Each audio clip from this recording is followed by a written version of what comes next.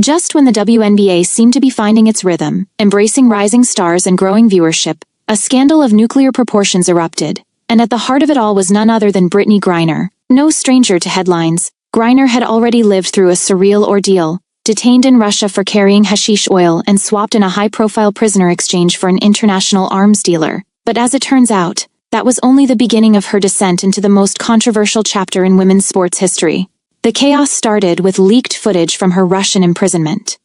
In the video, Griner is seen towering over cramped prison tables, visibly out of place, forced to carry fabric because she couldn't physically fit where others sat. Her bed was too short, her presence intimidating, her movements monitored. The world gasped, but sympathy quickly turned to suspicion. When Griner returned to the US and rejoined the Phoenix Mercury, her first high-stakes game was against the league's new darling, Caitlin Clark of the Indiana Fever. But what should have been a clash of talent turned into something much darker. Cameras caught it in slow motion. Griner, no hesitation, launched a calculated elbow into Clark's midsection. No foul was called, no review, no league statement. That silence was the match. What followed was an uncontrollable blaze. Lip readers dissected the footage frame by frame and swore Griner mouthed a racial slur. Social media exploded. The court wasn't the only arena anymore. Griner's entire existence was now under siege. Suddenly, the story twisted in a direction no one expected: biology.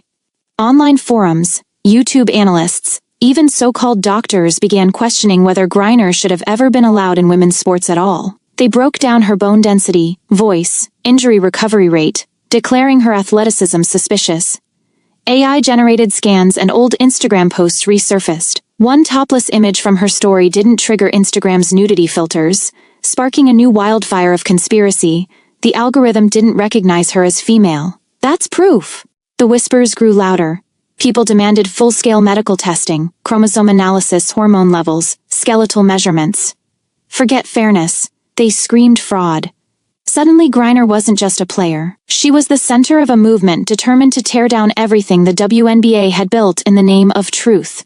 Accusations flew in from all sides. Some claimed she was assigned female at birth under protest from a delusional mother. Others insisted she lived as a man off the court and was only allowed to play in the WNBA due to decades of forged identity. The public didn't care about evidence, they cared about spectacle. The league, already fragile, now teetered on collapse. Sponsors pulled back.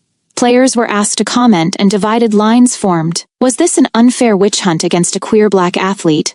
Or was it a long overdue reckoning for sports integrity? No one had answers, but everyone had opinions. And Griner? She stayed silent. No interviews, no statements. Just one cryptic post: the truth isn't always loud, but it lasts. As the WNBA faces its greatest credibility crisis, the question isn't just about Griner anymore. It's about who gets to define womanhood in sports, and what happens when identity, politics, and outrage collide at full speed.